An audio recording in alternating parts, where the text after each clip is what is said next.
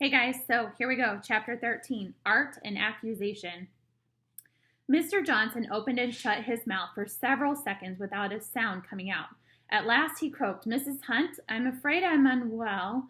I'm going home to bed. Will you take charge of this child?" His voice dropped to a mumble like an old man's. Omri just caught the words, "back to their lessons." Then Mr. Johnson let go of Patrick's arm, turned, walked most unsteadily to the door, and then put his hand on it and swayed as if he might fall over. "Mr. Johnson," said Mrs. Hunt in a shocked tone, "shall I call a taxi?" "No, no, I'll be all right." And the headmaster, without looking back, tottered out into the corridor, which is another word for hall. "Well," exclaimed Mrs. Hunt, "whatever have you been doing to the poor man?"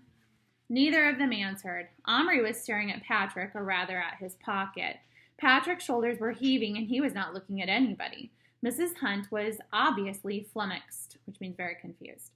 "Well, you'd better go to the toilet and wash your faces, both of you, and then go back to your classroom as fast as you can toddle," she said in her funny old-fashioned way. "Run along." They needed no second telling. Neither of them said a word until they were in the boys' toilet, which is another word for a restroom.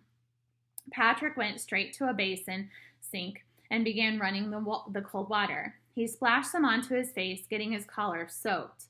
Omri stood watching him. Obviously, he was as upset as Omri, if not more so. Once again, Omri felt their friendship trembling on the edge of destruction. He drew a deep breath. "You showed him," he said at last in a trembling voice. Patrick said nothing. He dried his face with a roller towel. He was still gasping the way one does when one's been crying. "Give them back to me, both of them." Patrick reached slowly into his pocket. He put his closed hand backward. Omri looked at his fingers, slowly opened. Little Bear and Boone were sitting there, absolutely terrified. They were actually clinging on to each other. Even Little Bear was hiding his face, and they were both trembling. With infinite slowness and care, so as not to frighten them more, Omri took them into his own hand. "It's all right," he whispered, bringing them near to his face. "Please, it's all right." Then he put them carefully in his pocket and said to Patrick in a low voice, "You stupid fool." Patrick turned. He gave Omri more of a jolt than Mr. Johnson's had.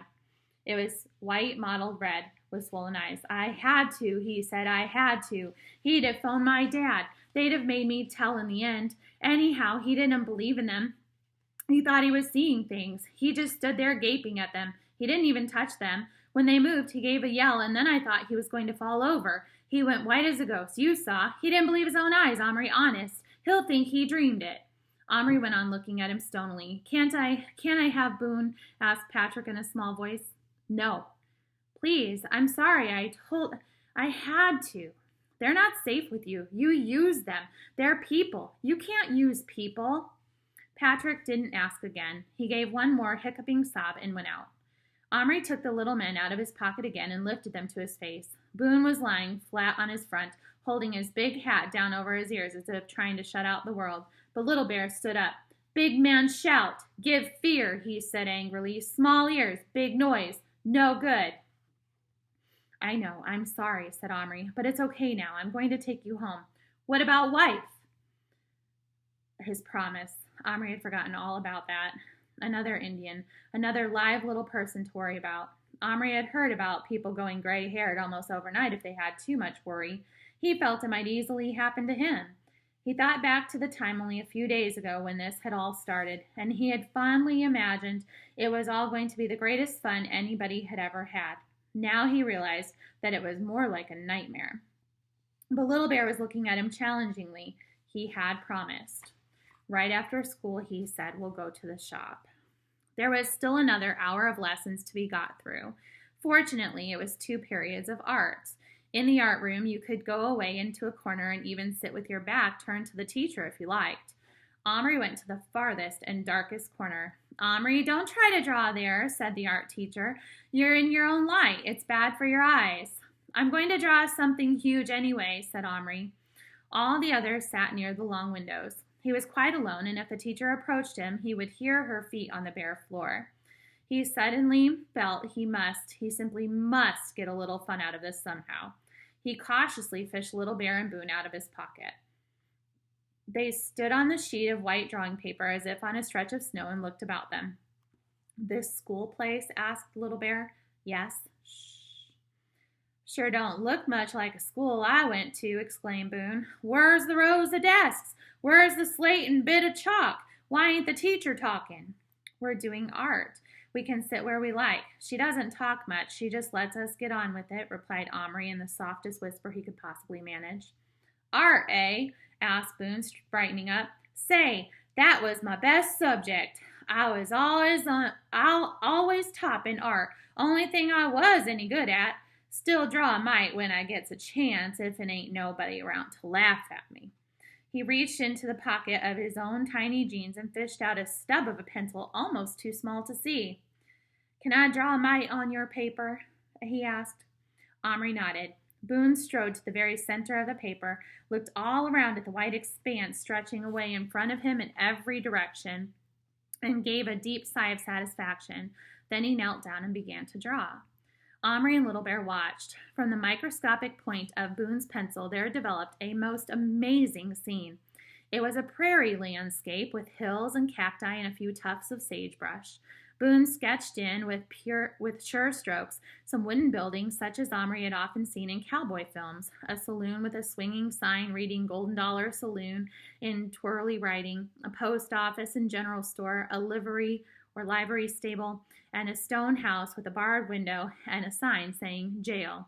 Then, moving swiftly on his knees as it were, from one end of his street to another, Boone drew in the foreground figures of men and women, wagons, horses, dogs, and all the trappings of a little town. From Boone's point of view, he was drawing something quite large, making the best use of his vast piece of paper, but from Omri's, the drawing was minute, perfect in its detailing, but smaller than any human hand could possibly have made it. He and Little Bear watched, fascinated. Boone, you're an artist, Omri breathed at last, when Boone had even made the mud on the unpaved street look real. Little Bear grunted. But not like real place, he said. Boone didn't trouble to answer. In fact, he was so absorbed he probably didn't hear. But Omri frowned. Then he understood. Of course, Boone's town was part of an America that was not thought of during Little Bear's time. Boone, he whispered, bending his head down. What year is it in your town, your time? Last time I saw a newspaper, it was 1889, said Boone. There, that's my drawing. Not bad, huh? It's absolutely brilliant, said Omri, enthralled. Omri! Omri jumped. His two hands instantly cupped themselves over the two men. From the other side of the room, the teacher said, I see it's no use trying to stop you chattering. You even do it when you're alone. Bring me your picture. For a moment, Omri hesitated, but it was too marvelous to be passed up. He scooped the men into his pocket and picked up the sheet of paper. For once, he wouldn't stop to think. He'd just enjoy himself. He carried Boone's drawing to the teacher and put it innocently into her hand. Remember what he said about it being too small for any human to draw? What happened then made up for a good deal of the worry and general upset the little men had caused him. First, she just glanced. At a glance, the drawing in the middle of the paper just looked like a scribble or a smudge. I thought you said you were going to do something huge, she said with a laugh. This isn't much more than a... And then she took a second, much closer look. She stared without speaking for about 2 minutes, while Omri felt inside him the beginnings of a huge, gleeful, uncontrollable laugh. Abruptly, the teacher, who had been perched on a desk, stood up and went to the cupboard. Omri was not surprised to see a magnifying glass in her hand when she turned around. She put the paper down on a table and bent over it with the glass poised. So she's like this, right? She examined the drawing for several minutes more. Her face was something to see. Some of the nearest children had become aware that something unusual was going on and were also craning to see what the teacher was looking at so attentively. Omri stood with the same innocent look on his face, waiting, the laugh slowly rising inside him. Fun? This was fun, if you liked. This was what he'd been imagining.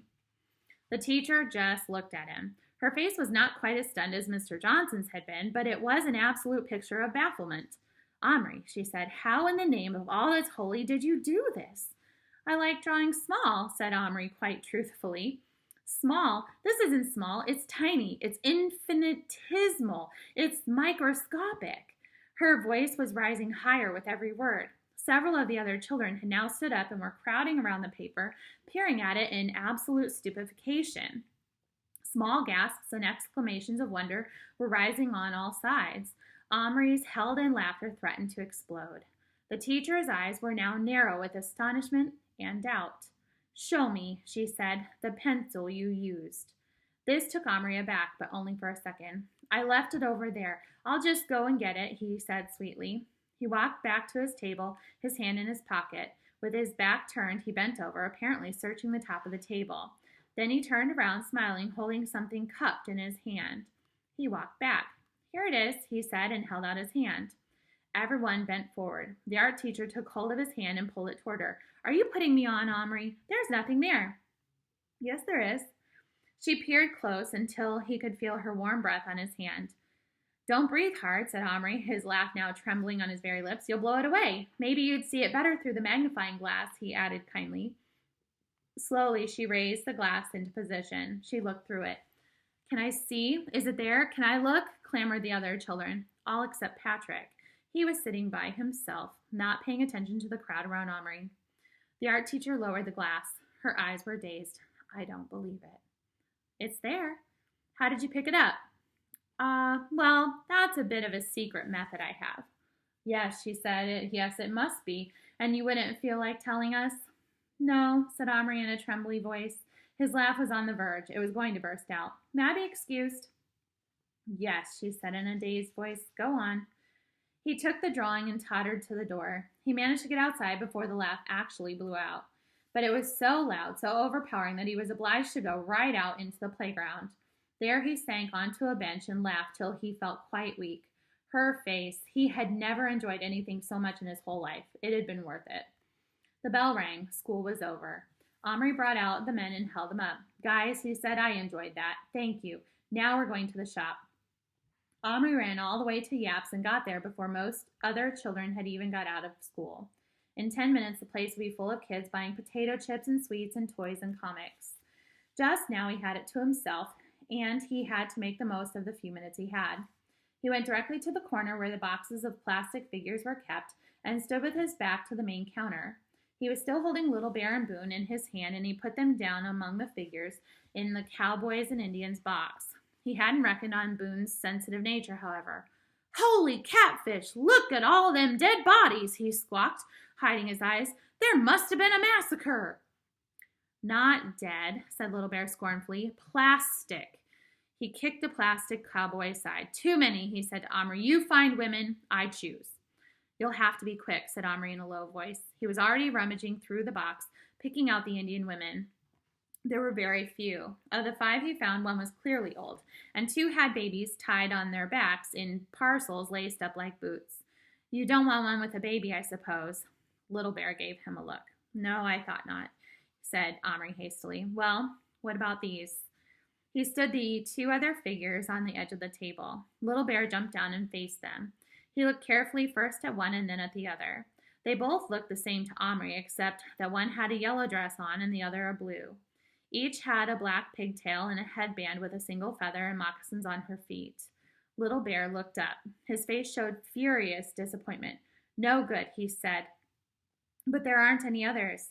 "Many, many plastic. You look good. Find other." Omri rummaged frantically right to the bottom of the box. Kids were beginning to come into the shop. He had almost despaired when he saw her. She lay face down in the very bottom of the box, half hidden by 2 cowboys on horses. He pulled her out. She was the same as the others, apparently, except that she wore a red dress. They obviously all came out of the same mold, because they were all in the same position as if walking. If the others were ugly, so would this one be. Without much hope, he set her before Little Bear. He stood staring at her. The shop was getting busy now. At any moment, somebody would come up behind him wanting to buy a plastic figure. "Well," said Omri impatiently. For another 5 seconds, Little Bear stared. Then, without speaking a word, he nodded his head. Omri didn't wait for him to change his mind. He scooped him and Boone back into his pocket and, picking up the approved figure, made his way to the counter. "Just this one, please," he said. Mr. Yap was looking at him, a very odd look. "Are you sure you only want the one?" he asked. "Yes." Mr. Yap took the plastic figure, dropped it into a bag, and gave it back to Omri. 10 pence. Omri paid and left the shop. Suddenly, he felt a hand on his shoulder. He spun around. It was Mr. Yap. The look on his face was not odd at all, but red and angry. Now you can hand over the 2 you stole. Omri stood aghast. I didn't steal any. Don't add lying to your faults, my lad. I watched you put them in your pocket, a cowboy and an Indian. Omri's mouth hung open. He thought he was going to be sick. I didn't, he tried to say, but no words came out. Turn out your pockets. They're mine, Omri managed to gasp. A likely story, and I suppose you brought them out to help you choose the new one? Yes. Ha ha ha, said Mr. Yap heavily. Come on, stop playing around. I lose hundreds of pounds worth of stuff a year to you thieving kids. When I do catch one of you red-handed, I'm not likely to let it pass. I know your sort. If I let you off, you'd be boasting to your pals at school how easy it is to get away with it, and most likely back you'd come tomorrow for another pocketful. Omri was now fighting back tears.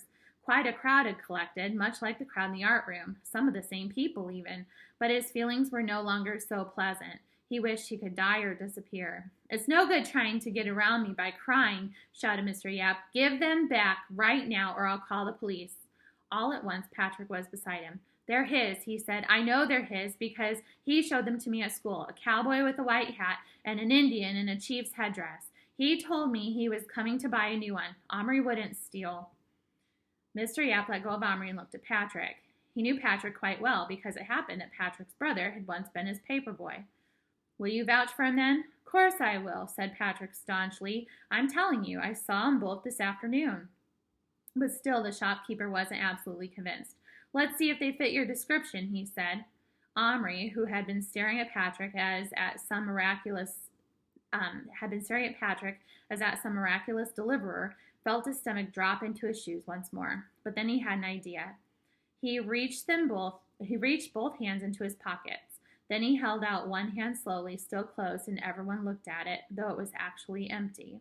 The other hand he lifted to his mouth as if to stifle a cough and whispered into it, Lie still, don't move, plastic. Then he put both hands before him and opened them. The men played along beautifully. There they lay, side by side, stiff and stark, as like lifeless plastic figures as could possibly be. In any case, Omri was taking no chances. He gave Mr. Yap just long enough to see that they were addressed as Patrick had said before closing his fingers again. Mr. Yap grunted. Those aren't for my shop anyhow, he said. All my Indian chiefs are sitting down, and that sort of cowboy is always on a horse. Well, I'm sorry, lad. You'll have to excuse me, but you must admit it did look suspicious. Omri managed a sickly smile. The crowd was melting away. Mr. Yap shuffled back into the shop. Omri and Patrick were left alone on the pavement. Thanks, said Omri. It came out as croaky as a frog. That's okay. Have a tofu.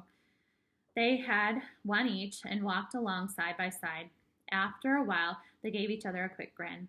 Let's give them some. They stopped, took the men out, and gave them each some bits of the chocolate. That's a reward, said Patrick, for playing dead. Little Bear then naturally demanded to know what it had all been about, and the boys explained as well as they could. Little Bear was quite intrigued. Man think Omri steal, Little Bear? Yes. And Boone? Omri nodded. Omri fooled to steal Boone, roared Little Bear, laughing. Boone, stuffing himself with chocolate, gave him a dirty look. Where woman? Little Bear asked eagerly. I've got her. When make real? Tonight. Patrick gave him a look of pure longing, but he didn't say anything. They walked along again. They were getting near Omri's house. Omri was thinking. After a while he said, Patrick, what about you staying the night? Patrick's face lit up like a bulb. Could I? And see? Yes. Wow. Thanks. They ran the rest of the way home.